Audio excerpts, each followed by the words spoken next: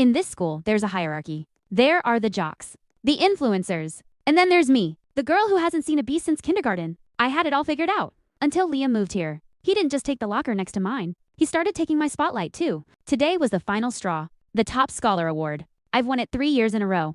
It's practically mine by birth, right? But as the teacher called the name, my heart stopped. Liam, congratulations, she said. I could actually feel the steam coming out of my ears. He turned around in his seat and whispered, "Don't worry, Lily. Second place looks great on you." I wanted to scream, but I had a reputation to keep. But then, the teacher cleared her throat. "Lily and Liam, since you two are our top students, I have a special assignment. You'll be leading the peer support program together." I thought it couldn't get worse. Then she handed us the folders. "Lily, your English literature grade has taken a massive hit. And Liam, your chemistry scores are tanking. You two will be mandatory study partners, starting today." My jaw hit the floor. Me, failing, and I had to learn from him. This wasn't just a project. It was a sabotage. Subscribe for part 2.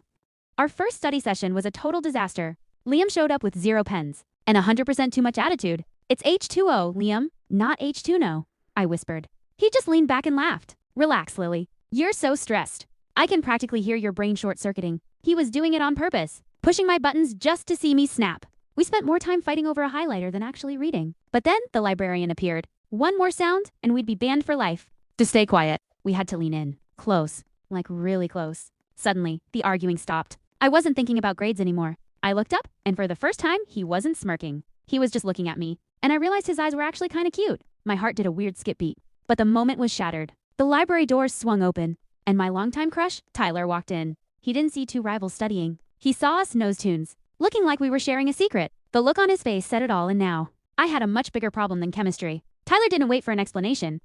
He turned and ran, leaving me standing there with my heart in my throat. I started to chase after him, but a hand caught my wrist. It was Liam. For once, the smug smirk was gone. "Lily, wait," he said, his voice surprisingly soft. "Is that really who you want? Someone who doesn't even let you explain." I wanted to be mad, but he was right.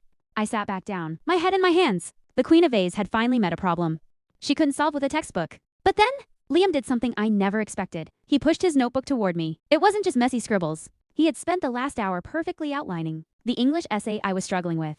He had been helping me the whole time, even while we were arguing. "I'm not just a thorn in your side, Lily," he whispered. "I'm the only one who actually keeps up with you." The day of the final exams arrived. We didn't sit together, and we didn't speak. But as I opened my chemistry test, a small sticky note fell out of my locker.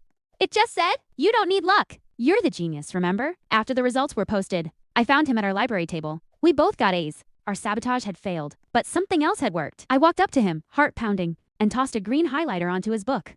"You forgot this," I said. He looked up, that familiar smirk returning. "Did I? Or did I just want a reason to see you again?" I didn't argue this time. I realized that sometimes the person who pushes you the hardest is the only one who really sees you. Tyler was a crush. But Liam was my match. We walked out of the library together, and this time we didn't care who was watching.